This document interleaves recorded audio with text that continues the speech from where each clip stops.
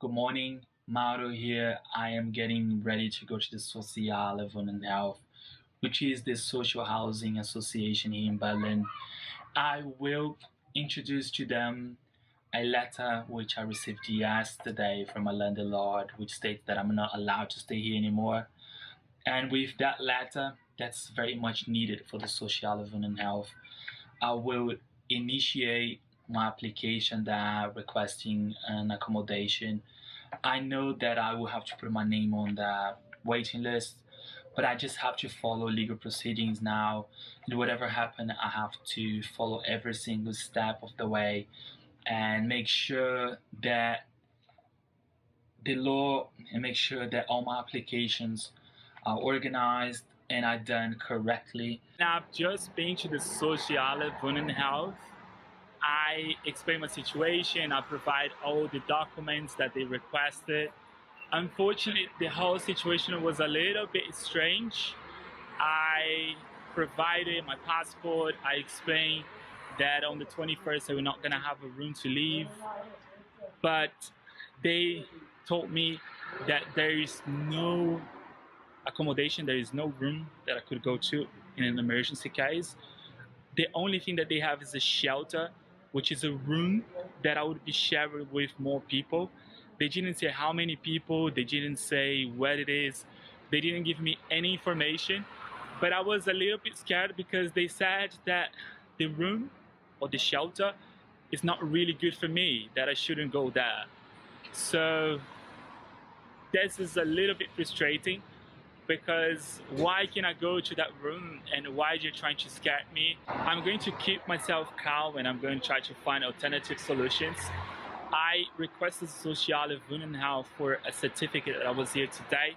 Unfortunately, they cannot provide me any paperwork, which again is a little bit frustrating.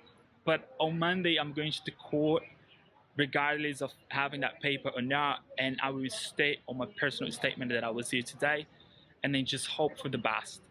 But I have been through quite a lot with this homeless issue, as you can see on the videos, but the drama has not ended yet. Even now, coming to the Soziale Wohnhilfe, which is the social house association support, a little bit more lost, and I'm not really confident that on the 21st of August I will have accommodation to stay at.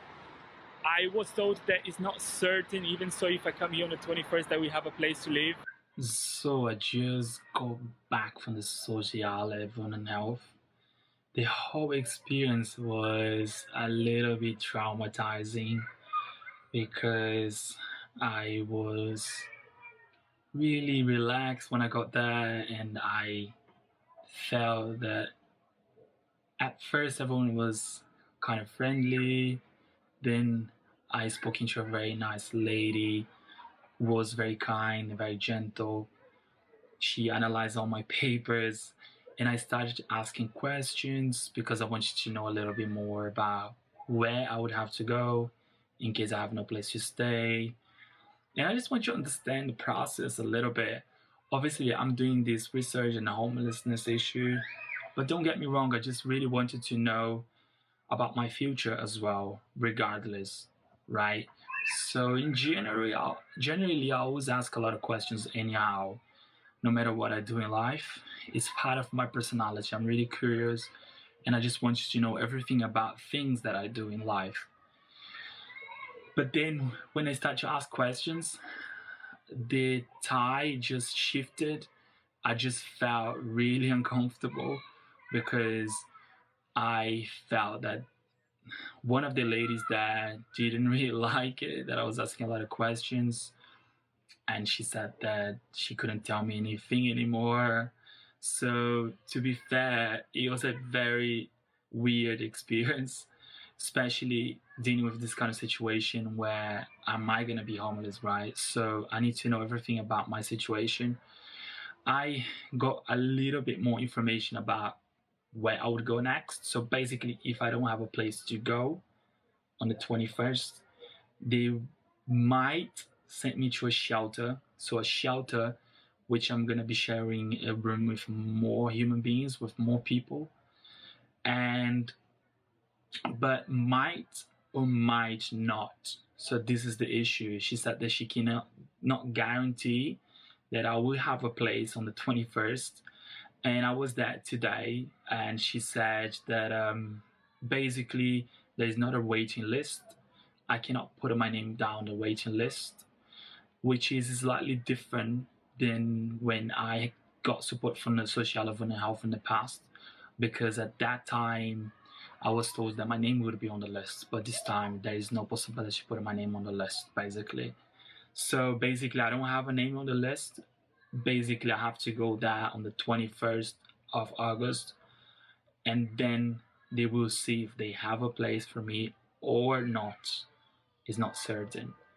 And so one of my questions was when I would be placed in a room, in a normal room after the shelter. So she said that basically she can give me a shelter if there is a shelter for 2 weeks. Then I would have to get a paper from the job center, request a paper from the job center in between. And then she can only allow me to stay in the shelter again if I have a paper from the job center, which is a little bit tricky, the situation, right? Imagine if I'm a homeless right now and I am on the streets, I have nowhere to go. So basically, how I'm gonna get a paper from the job center, it's extremely hard.